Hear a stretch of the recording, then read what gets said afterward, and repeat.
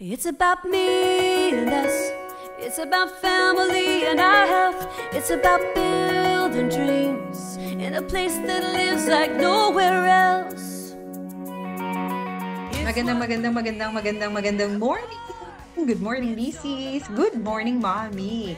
Good morning sa'yo ka, Ma. Merry Christmas. And Happy New Year agad-agad. O, diba? Maligayang Pasko po. Welcome sa ating program. Magandang umaga, Mami. Ako po si Mami Rachel de la Rosa. And of course, ito po ang 1143 DZMR Missions Radio. So umaga pong ito, Friday na naman. Kaya naman po usapang pangkabuhayan tayo. At nako ka ma'am, perfect po. Itong ating pong feature sa ngayon, magluluto tayo ng isang, alam nyo na, madali na namang gawin. O diba? Kaya kayang-kaya nyo ito ka ma'am. So i-ready nyo na po ang inyong ma'am notebook. Dahil magluluto tayo ngayon kasama ang ating pong mga kapartner sa Quirino State University Cabarugis Campus ng Ube Bars. Wow! Ang sarap Pangalan pa lang, okay na siya. Pwedeng pang regalo, pwedeng pang negosyo, at madali lang gawin ka, ma'am. Kung kasama mo dyan yung iyong anak at bakasyon, kayang-kaya kanyang pangtulungan dito. Bonding time nyo pa ng family, di ba? Oo. So, manatili pong nakatutok dito sa Magandang Umaga, Mami. At tayo ay magluluto mamaya. At sa part 2 ng ating pong kwentuhan, syempre, ano yung mga kailangan nating gawin ilang araw bago ang Pasko? Yan po yung ating kwentuhan ngayon sa Magandang Umaga, Mami.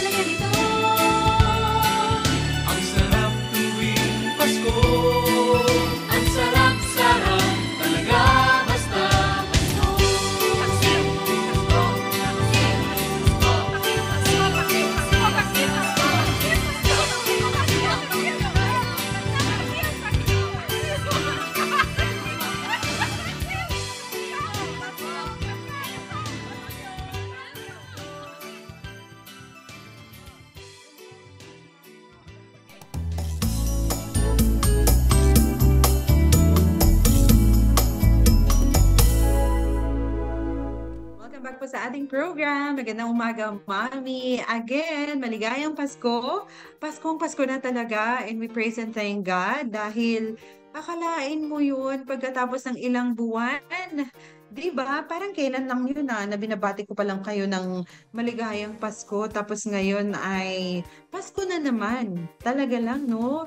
At sabi nga natin, a Merry and a Bright Christmas para sa iyo, para sa iyong pamilya, at para sa akin.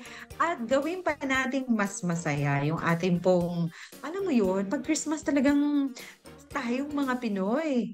Oo, kahit nasa ibang bansa ang mga Pinoy, di ba? Hindi talaga maiaalis yung salo-salo. At saka yung, alam mo yung exchanging of gifts. Di ba? Mag-e-effort talaga tayong magluto, lalo na kahit nga mga nasa Manila pa eh. 'Di ba kahit nasa ibang lugar, e-effortan natin na lutuan, lalo na kung special person 'yan. Kaya ngayon ka, ma'am, alam mo ba, bibigyan ka namin ng idea. Oo, sabi mo lahat meron sila, lahat na naibigay. Ano kaya ang pwede na special na pwede kong maibigay sa kanila or dalhin sa salo-salo, sa potluck? O, lahat na may ulam, magdala ka ng pang-dessert. Oo, at perfect yung iluluto natin ngayon ka, ma'am. Kasi ang tawag dito ay ube bars. Diba? Pansin mo ba na yung ube ngayon, parang all year round. Diba? Iba-ibang flavor. Hindi lang siya pang ice cream, hindi lang siya pang cake, hindi lang siya pang bibingka. Pwede rin para sa isang bar, candy bar. Pero gawin natin siyang mas healthy. Kasi nga, ito po ay gawa mismo sa ube. Walang preservative. Kayang-kaya mong gawin ka, ma'am. Kaya po, ayan, hindi ko na patatagalin. Panoorin na po natin ang video sa paggawa ng ube bars. Kasama po ang ating pong mga kapartner sa Quirino State University, Cabarugis Campus. Wala pong iba kundi si Professor Ma'am Christine de la Cruz.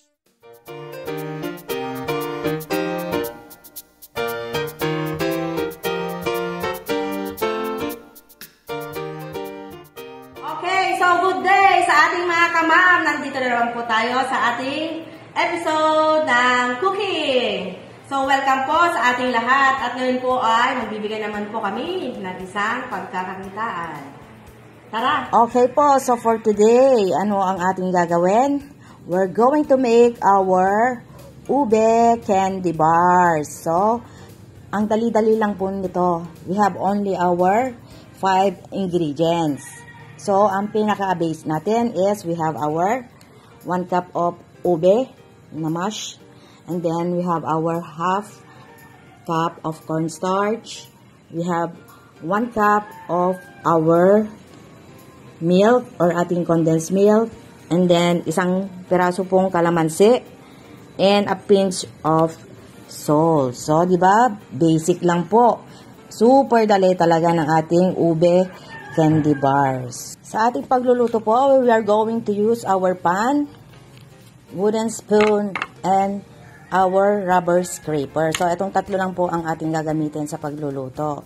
And then, sa ating packaging, we have our wax paper na ginupit ko na po kanina. Ito po yung magiging base ng ating bar. And then, to cover, we have our celluloid. Marami pong iba't ibang color nito. We have red, green, blue. So, bahala na po kayo. Pero, for now, we're going to use our clear celluloid. Lagyan lang po natin siya ng asin. Ayan, tapos lamas-lamasin konti. Kasi, para po matanggal yung, anyan, dagta. O, kung makikita nyo po, meron siyang, slimy part. Okay. Ganyan lang po yung paghuhugas bago po natin siya ilaga. Gamit po ang ating tinidor. I-mash lang po natin siya. Ayan.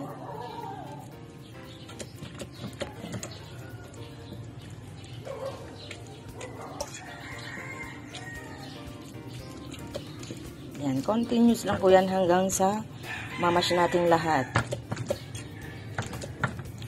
Yan. Yan, so we're going to add our salt. Yan, a pinch of salt. And ang ating kalamansi, squeeze lang natin yung ating isang kalamansi. Yan. And continuous stirring lang tayo. Ayan. So, makikita ninyo, parang medyo may dumidikit-dikit na sa baba. So, ayan. So, kailangan natin siyang haluing mabuti. Okay. Ayan. Malapit na po siyang maluto. So, pag ganito na po siya, na dumidikit-dikit na po at sumasama sa ating sandok, pwede na po siya nating hanguin or ilapag sa ating sheet pan kung saan natin siya ipa-flatten. Yan. So, patayin na natin. Medyo mainit-init pa, pero mas maganda po yung ganito pag ipa-flatten natin siya. So, pwede po tayong gumamit ng ating plastic or ang ating wax paper.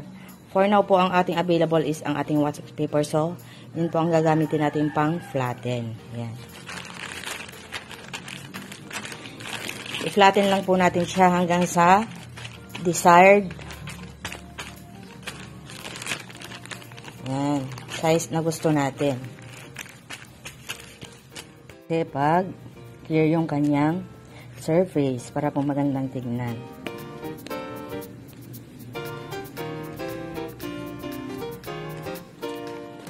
And then from here, ikakat na rin po natin siya.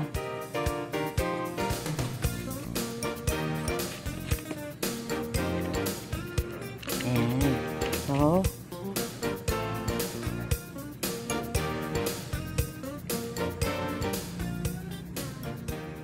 So, nakalatag na po ang ating pang-packaging, yung ating celluloid and ating wax paper. Yan. So, ngayon, kuha tayo. And, I will show you po kung paano po yung pagbabalot natin.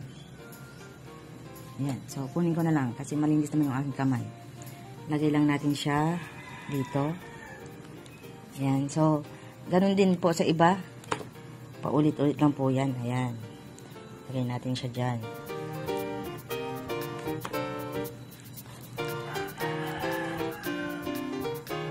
Sa isang 1 cup na ube, we have 52 pieces of our ube bars. Okay, mga kamamshis. So, ito na ang ating ube candy bar. So, nakagawa tayo ng ating 52 pieces doon sa recipe na ating ginawa. So, sana nag-enjoy kayo at may natutunan ngayong araw na ito sa mga kasama namin mga mamshis dyan. So, magnegosyo na po tayo. Ito po ay pwedeng pampasalubong, pwede po kayong Christmas na pagkakitaan. So, once again, I'm Christine De La Cruz of Quirino State University, ang extensionista at trainer ng Department of Hospitality Management. Maraming salamat po hanggang sa muli.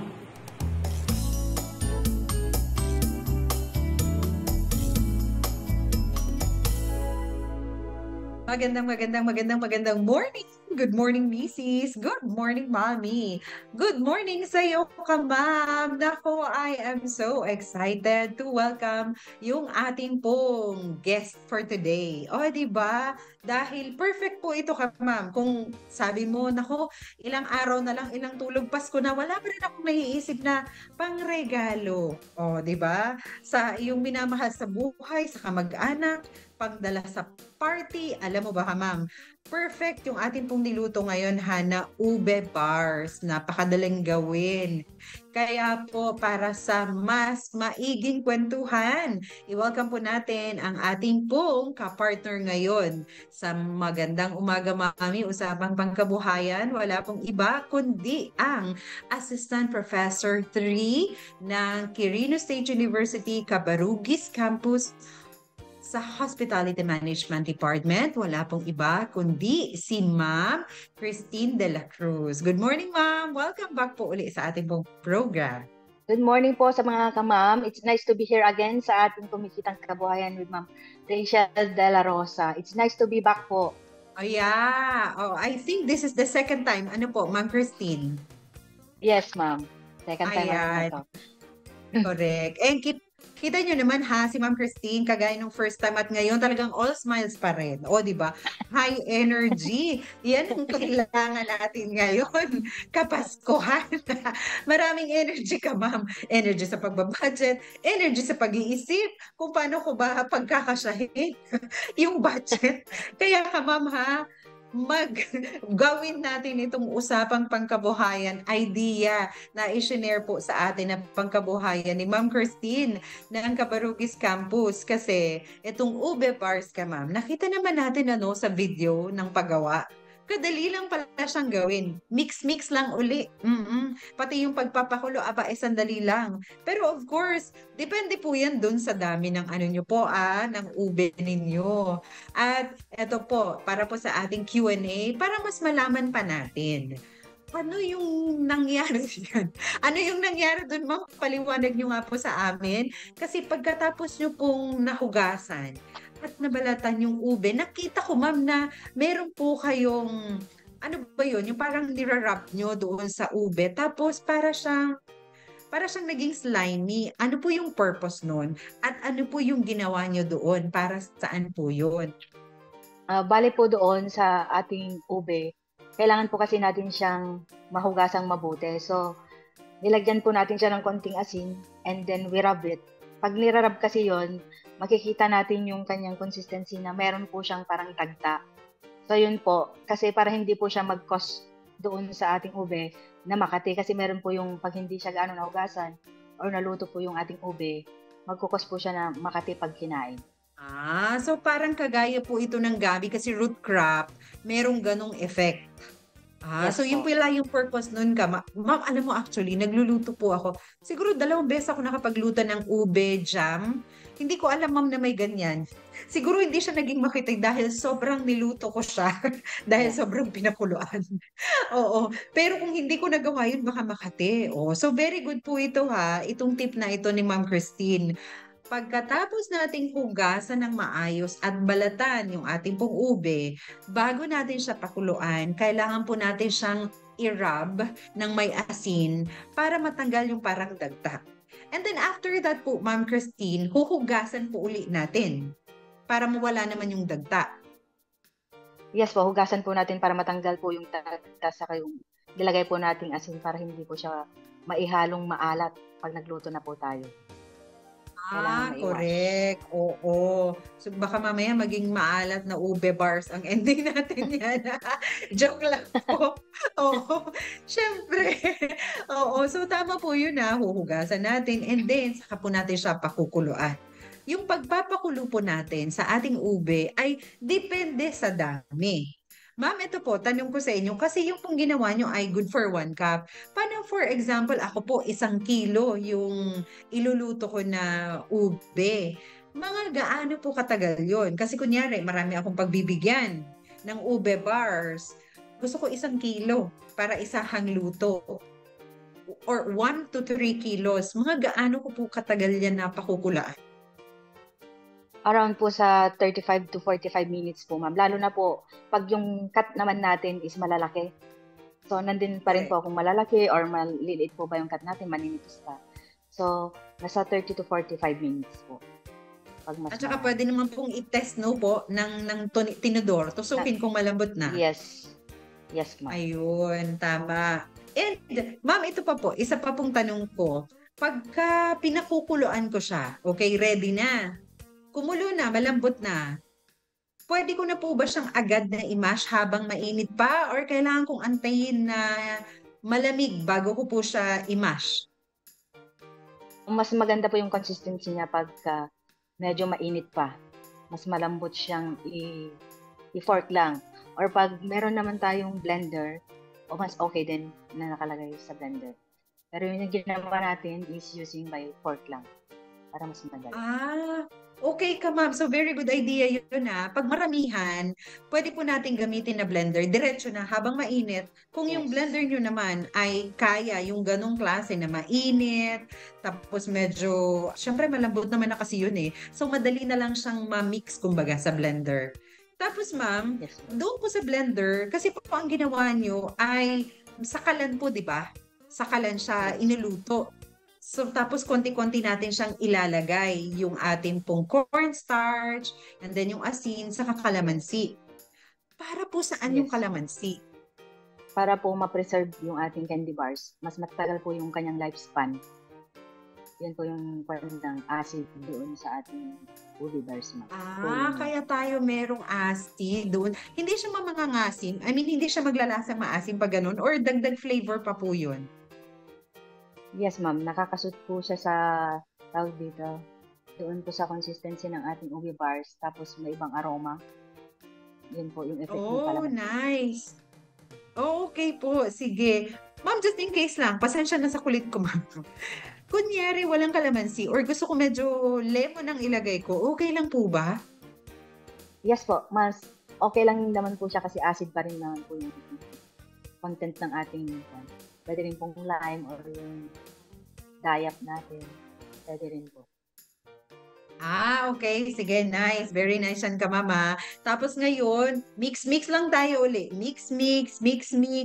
Ma'am, gaano po katagal siya na dapat lutuin natin sa apoy? At ano po yung apoy niya? High heat, low, or medium heat lang? Sa umpisa po, ma'am, kasi we're going to cook yung ating cornstarch para hindi siya maglasang cornstarch. Kaya may 3 minutes yan cooking. Yes. Tapos, lang po yun, low heat muna para hindi ma-burn yung ating cornstarch together with the condense. So, low lang. Luto na 3 minutes yung ating cornstarch. We can add po the condense. Another 3 minutes po before we main na yung ube. Yan. So, continuous lang po yung stirring natin hanggang mag-well combined. Tapos, pwede na po natin i-adjust yung apoy niya sa medium para medyo mas malakas. Pero pag nakabantay po tayo, pwede naman po natin palakasan yun, pero mas mabilis din po yung stirring natin or yung pag-mix. Yan. Okay po. And then finally, so approximately mga 15 to 18 minutes po yan. Ganun po ba? Yung cooking time? Yeah. Okay po. And then, after that, pagluto na siya, paano ko po malalaman? Paano ko masasabi na, okay, pwede na to, luto na yung ating candy bars. I-off ko na ang apoy. Yes po. Pag na-off na po yung apoy, ilalagay po natin siya doon sa ating sheet or sheet pan or sa lapag po na malinis na pwede po natin siyang i-roll. Pwede po tayong gumamit ng rolling pin or kagaya po ng ginawa natin, ang available natin is yung wax paper or kaya plastic or yung cling wrap. Yun po yung ating pang-mold doon sa ating ube bars para flatten siya. Okay. So, habang mainit pa po ito, ma'am, no? Habang mainit, pagkahango mo sa kawali, ilalagay mo siya ngayon sa baking pan, tapos i-roll ng maliliit para even, at saka i-slice habang mainit. Tama po, no? Yes po. Okay. Ma'am, paano pagka malamig na? Okay lang po ba yun? Or dapat mainit pa na i-slice siya? Mas okay po kasi pag medyo mainit yung pagkakat sa kanya para po hindi siya dumikit doon sa panghati. Saka pag ni-reshape mo po siya, mas madali din po. Okay. So, dapat ma'am, habang mainit, ilalagay ko na siya doon sa parang paper and then doon diretso na sa plastic wrapper. Tama po ba? Yes po. Habang paglakat na po sila lahat, pwede na po siyang diretsyong ibalot, i-wrap.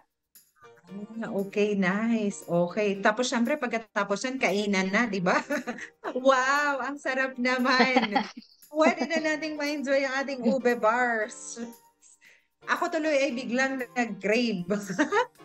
Oo. Ma'am Christine, maraming salamat. Wala na po ako actually tanong. Baka meron pa po kayong additional na tip na hindi ko pa po naikwento. Ay, hindi ko pa naitanong. Oo, na gusto niyo pong malaman pa ng ating pong mga kamam, go ahead po.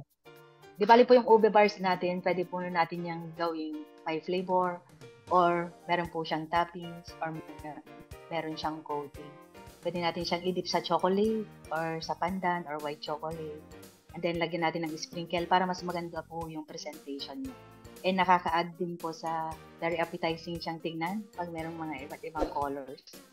Diba? Pag na-coat siya ng chocolate, lagyan ng sprinkle. Ayan, or nuts. Pwede rin po yun. Ay, thank you ma'am ha. Nagustuhan ko yan. Actually, ngayon ko lang siya naisip. Kasi ako mahilig ako sa nuts. Tama pala. So, bago natin siya i-plastic, i-roll muna natin. So, be as creative as you can ka ma'am ha. Kung meron ka dyan. Pwede nga dito yung Yes. ano po tawag natin dito? Yeah, yun nga, yung nuts. Yung nuts, yung sprinklers, yung chocolate. Ano pa ba yung iba? Yes. Kung ano pa pwede niyong maisip ka, ma'am, na gusto niyong subukan para maging appetizing lalo at magiging espesyal yung inyong ube bars, go ahead. Yan. Talagang Paskong Yes. Pasko ang ating pong season ngayon, season ng pagbibigayan. Kaya naman po, maraming salamat, Ma'am Christine. Hope to see you again po next year. O, di ba? Sa ating pong usapang pangkabuhayan. Ma'am, bago tayo magpaalam, baka meron po kayong gustong batiin. Batiin nyo na po ngayon. Maraming salamat po sa pagsuporta sa ating programang mga kamam. And salamat po hanggang sa muli. Ako po si Christine de la Cruz ng Quirino State University Cabarrugis Campus. Yan. Thank you very much, Ma'am Christine. See you again po next year. God bless po. Merry Christmas. Regards po sa inyo. Thank you very much po. Bye, ma'am. Take care po.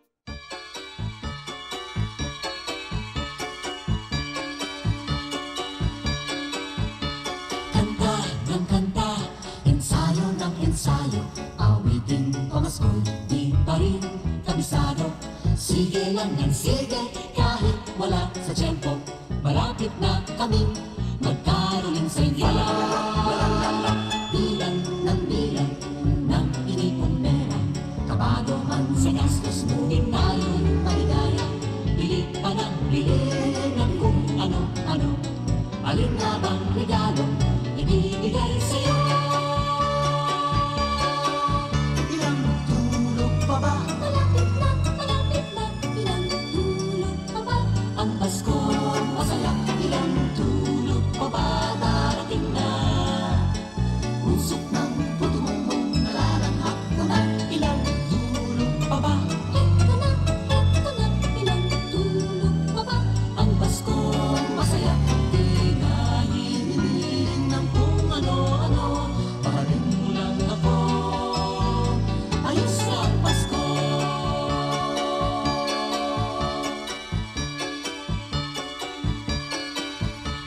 Hamon at keso'y malapit nang ihain, kay tagal nang binili. Hulugan pa man din, di bale na medyo gipit, basta tayo'y maligaya. Ang masayang Pasko'y hinihintay ko na. Kalimbang ng kalimbang, ang kampanan ay lakas. Batian ng batian ng Merry Christmas. Lahat ng masalubong ay may ngiti sa labi. Kahit nagtatampuhan ay nagkakabati. Ilang tulog pa ba? Malapit na, ilang tulog pa ba? Ang Pasko masaya, ilang tulog pa ba? Darating na, usok ng puto mong nalalanghap ko na. Ilang tulog pa ba? Heto na, ilang tulog pa ba? Ang Pasko masaya, di na hihiling ng kung ano-ano. Mahalin mo lang ako, ayos na ang Pasko. Huwag mong bibilangin ang tulog sa tanghali, sa sabit ng Pasko, pagkadali-dali, mag-iisa sa tuwala. Ilang tulog pa ba? Pasko na, Pasko na, Pasko na, Pasko na. Ilang tulog pa ba? Malapit na, ilang tulog pa ba? Ang Pasko masaya, ilang tulog pa ba? Darating na, usok ng puto mong nalalanghap ko na. Ilang tulog pa ba? Heto na, ilang tulog pa ba? Ang Pasko masaya, di na hihiling ng kung ano-ano. Mahalin mo lang ako, ayos na ang Pasko. Di na hihiling ng kung ano-ano. Mahalin mo lang ako, ayos na ang Pasko. Ilang tulog pa ba? Ilang tulog pa ba?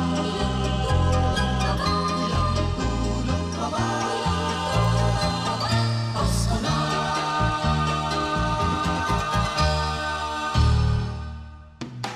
Nagsasahing papawid mula sa Santiago City, Isabela. Tampok ang iba't ibang wika at kultura. Nagpapahayag ng mensahe ng pag-asa mula sa Panginoong Hesukristo.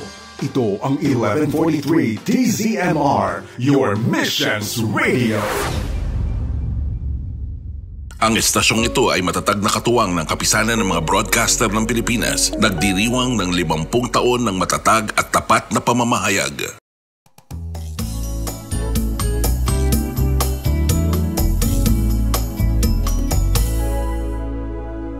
Ayan, ating pong natunghayan ang ating pong video at ang ating pong interview kasama po ang ating pong kaibigan, o diba, at kamam sa Quirino State University Cabarugis Campus, si Professor Christine Ancheta de la Cruz. Thank you, Ma'am Christine! At thank you very much din sa iyo, kamam, ha, dahil noon hanggang ngayon, oo, ay nandyan ka at nakikinig. Maraming salamat po. And would like to invite you kung, di ba, kung maaari lang naman na makapag-like po kayo at mag-follow sa Facebook page po ng 1143 DZMR Missions Radio para wala po kayong mamimiss na program natin. Opo, lalo na pag Biyernes, usapang pangkabuhayan ka, ma'am. Naghahanap ka ba ng pangnegosyo, pang-ulam, oo, pang-merienda? Ang gusto mo ba ay yung mga nakabote, o isda, fish nuggets, chicken nuggets? Wait lang, wala pa tayong fish nuggets. Meron na tayong chicken nuggets. Nagawa na natin yun dati. At saka yung mga sardinas, di ba? Spanish style, oo, na bangus sardines. Marami na po tayong nagawa ka, ma'am. Salted, candied, ano pa, pati tinapay, pati cake. Meron ba tayong nagawang cake? Oo. So, titingnan ko nga, ulitin ko nga uli, no, yung ating pong mga na-produce na video.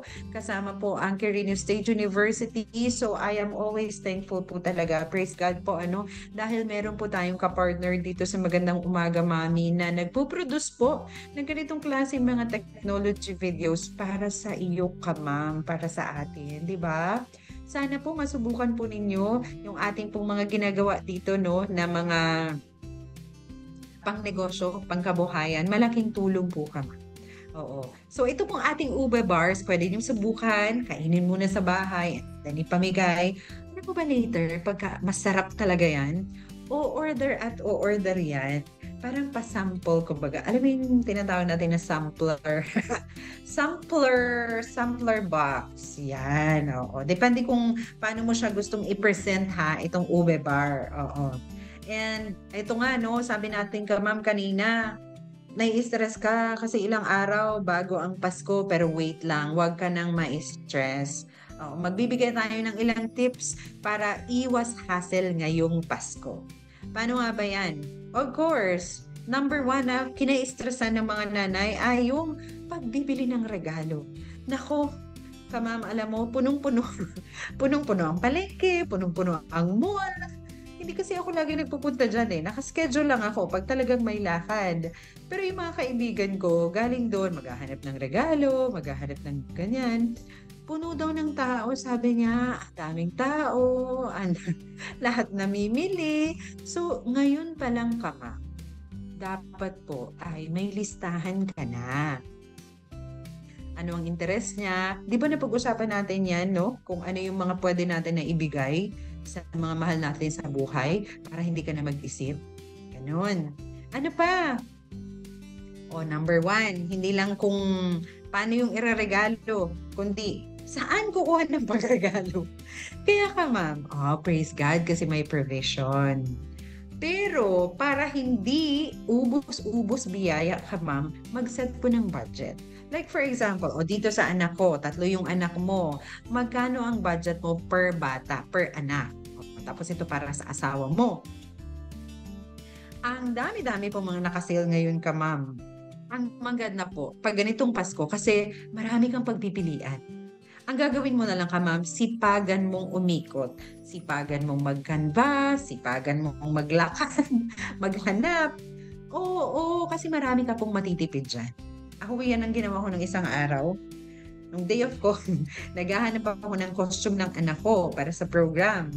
Pero, 2-in-1 ang ginawa ko. Hindi lang costume yung hinanap ko. Naghanap din ako ng mga, yung pangregalo, yung pagganyan, nakalista ako. O, di ba? So, ngayon, alam ko na kung, dito may murang bilihan ng ganito para sa anak kong babae. Ito, murang bilihan ng ganito para doon sa asawa ko. Yan. So, nakalista na. Sa susunod, pag may pambili na ako, bago ang Christmas, meron na akong pupuntahan na sigurado. Di ba ka, ma'am? Hindi ka na kung kailan ka bibili, saka ka palang iikot, mapapagod ka talaga ka, ma'am. At pag napagod ka kakaikot, magugutom ka. At pag nagutom ka, kung ano yung una mong nakita dyan, kahit mahal, bibilin mo na, di ba?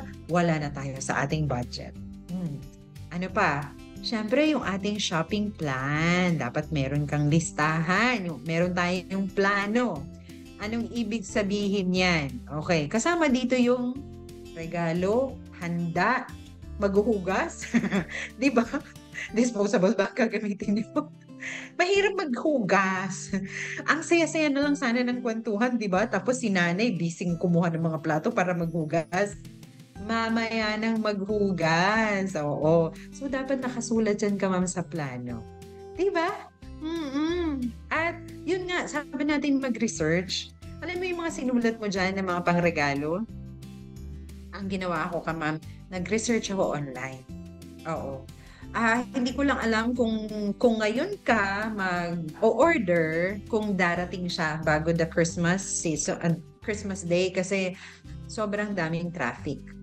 Traffic ng pagpapadala, dami ng mga umu-order or yung ganon. So, hindi ko lang po yan sure. Pero ang ginagawa ko, tumitingin ako online ng pagbasehan ng presyo para makita ko na, kunyari, eto, sapatos para sa asawa ko. Magkano kaya to online? Magkano kaya to sa presyo niya talaga? O, titingin ako, kung parehas lang ng presyo niya dito sa malapit sa amin, kunyari dito sa Kawayan, mas mura lang siya ng konti. Or sabihin mo ng mas mahal ng konti. Pero hindi naman malayo dun sa presyo niya online, di basta katipid ka na nun. Kasi at least yun nakita mo na. Diba? Yan. Kasama po yan sa pagre-research. Hindi lang yan sa pangregalo ha, pati doon sa bibilhin mo na pang Noche Buena. Pati yan ka, ma'am, nire-research ko. Saan mura yung ganitong cheese? Saan mura yung ganitong noodles, yung pasta? Di ba? Oo, expert tayong mga nanay sa mga ganyan. Ito pa, last but not the least. Siyempre, isa pa sa pinaka-importante talaga, o talagang pinaka-importante, yung pagsasalu-saluhan natin. Minsan, kung kailan araw na ng Pasko, naubos na lahat ng oras, kapapalengke, kaluluto. Wala na talagang time to sit down and talk with the family. Ma-enjoy lang ba na Christmas time? Gusto nating magpasalamat kay God kasi magkakasama tayo. Merong Christmas, sineselebrate natin si Jesus. Kaya tayo nakakapagbigay dahil unang nagbigay sa atin si God. Unang binigay niya sa atin si Jesus. Diba? So, alam mo na, bonding time kasama ang pamilya, masarap ng kwentuhan habang kumakain. Sana yun yung na-enjoy natin. Minsan kung kailan Christmas, kakapastress. Kasi napagod ka maglaba, napagod ka magpalengke, napagod ka magluto. So wala ka ng energy pagkakain na at kwentuhan na. So, eto ka, ma'am, ha, ang dapat natin gawin. Bago ang Pasko, nakasulat ka na in advance. Hindi lang nakasulat, nakabili ka na in advance. Sineparate mo na yung listahan mo. Ito yung perishable, ito yung non-perishable. Ibig sabihin, for example, magluluto ka ng spaghetti. Ang mga bilhin mo na, ngayon pa lang, yung mga hindi masisira. Like for example, pasta, cheese. Diba? Kasi pwede mo yung ilagay lang dyan muna sa stock room, kumbaga, dyan sa bahay, na hindi masisira. Pero yung ground beef, ground pork, carrots, mushroom, bawang, sibuyas, yung mga ganun ba, karne. Sandali lang, 2 days bago mag-Christmas, saka mo siya bilhin. Diba? Ganun yung style natin dyan ka, ma'am, para maiwasan mo yung holiday rush at hindi ka na makipagsiksikan. Kung hindi ka naman magluluto, o kunyari ako, kagaya ko, marami kasing mga promo, Christmas promo. Nahanap na ako ng Christmas promo. At yun ang gusto ko talagang pagkain. O nakatipid pa ako noon kasi nga naka-promo siya. umorder na ng maaga. Yan. Tawag na tayo ng, ngayon pa lang, i-advance order mo na. Kung tumatanggap na sila ng order.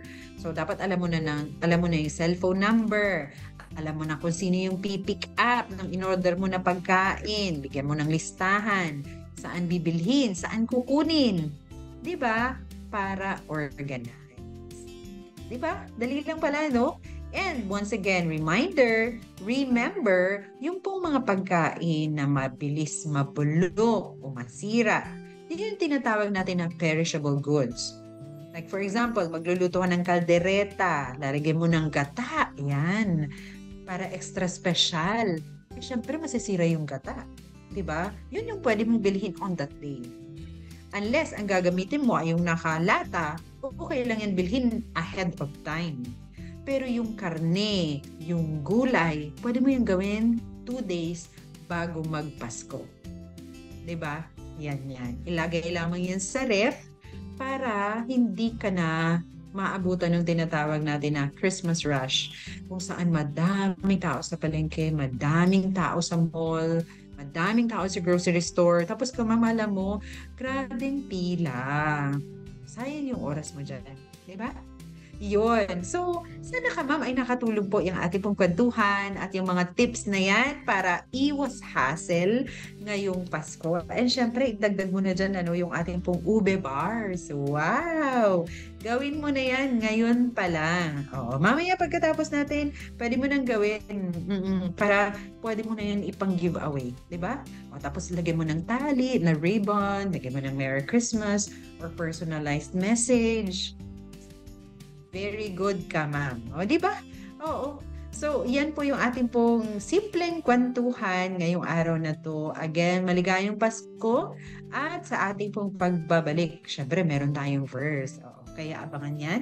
Dito lamang po sa Ma. Ito po si Luisa Colopi na naghahatid ng isang mensaheng mula sa puso. Narito ang ating aral sa araw na ito to recharge and renew our spiritual walk. Ano ang pumapasok sa isipan mo kung naririnig mo ang salitang kayamanan? I am sure ay mabilis mong isasagot ang pera. Ang pera ay isang kayamanan na sana naman ay resulta ng iyong pagpapatulo ng pawis. God has given you the gift to make money, boss ka man o namamasukan. Inilagay ni Yahweh ang tao sa halamanan ng Eden upang ito'y pangalagaan at pagyamanin. Ang iyong pinapasukan ay ang iyong halamanan. Pagyamanin mo ito. Isa pang matatawag nating kayamanan ay ang mga magaganda nating alaala.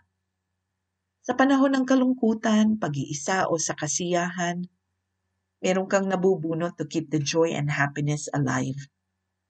Tignan mo kung gaano karaming magulang ang nagpo-post ng mga photo collages ng kanilang mga anak sa FB. Hindi ba't kalimitan ay kasama ang litrato noong sila ay maliliit pa hanggang sa current age nila? Maiisip mo rin bang kayamanan ang maaaring maghintay sa iyo sa kabilang buhay? Sinabi ni Jesus, huwag kayong mag-impok ng kayamanan dito sa lupa. Dito'y may naninirang tangga at kalawang at may nakakapasok na magnanakaw. Sa halip, impokin ninyo ay mga kayamanan sa langit. Dooy walang naninirang tangga at kalawang at walang nakakapasok na magnanakaw. Pasko na, kaya isipin mo kung ano ang mahalaga sa iyo. Iba't iba ang uri ng treasure sa mundong ito. Maaaring walang pamana para sa iyo, pero mayaman ka sa huhuguting magandang alaala. Natamo mo ang kaligayahan kasama ang iyong pamilya, kahit kapos kayo sa pera. Yan ay kayamanan pa rin.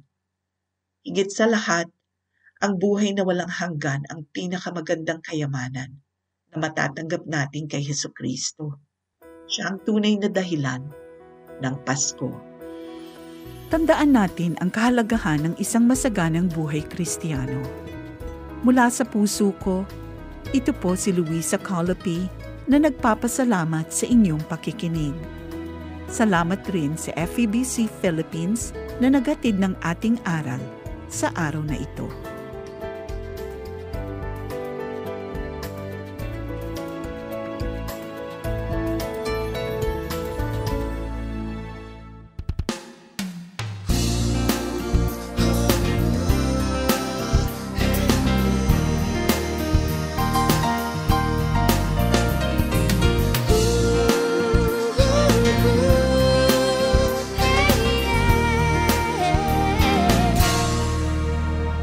Sa simula pa man, ikaw si Yahweh manlilikha.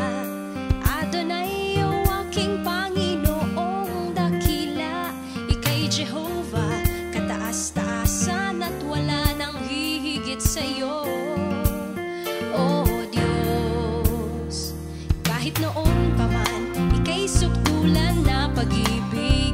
Ng isang gabi sa liwanag ng bituing nagningning, ika'y sinilang. Buong kalangit ay nagdiwang, ang Mesyas ay narito na. Emmanuel, ang Diyos ay sumasa atin, nananahan sa aking piling. Nabawi na ang dalamhati. Emmanuel, ang puso ay nagpupuri, may awit ng pagbubunyi sa aking tagapagligtas at hari. Emmanuel.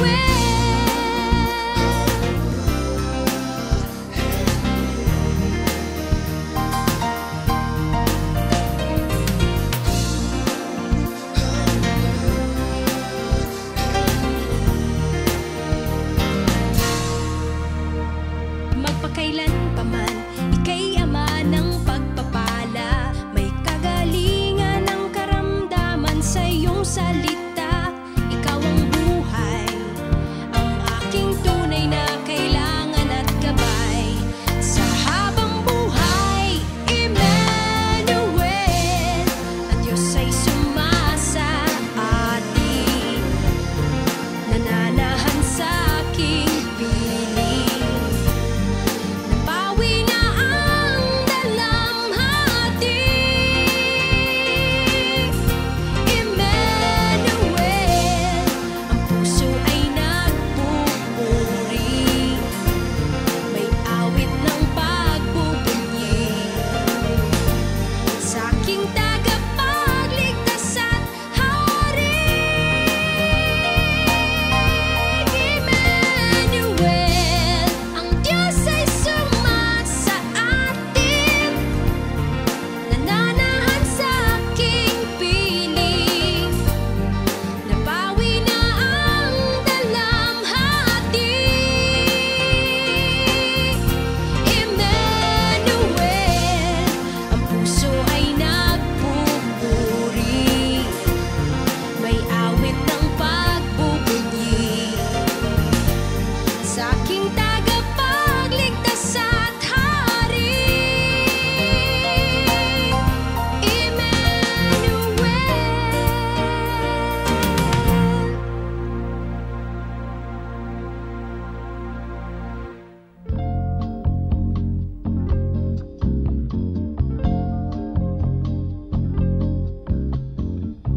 Pagbulay-bulay sa umagang kay sigla, ihahanda ko ang sarili ko sa pagbabasa ng Biblia.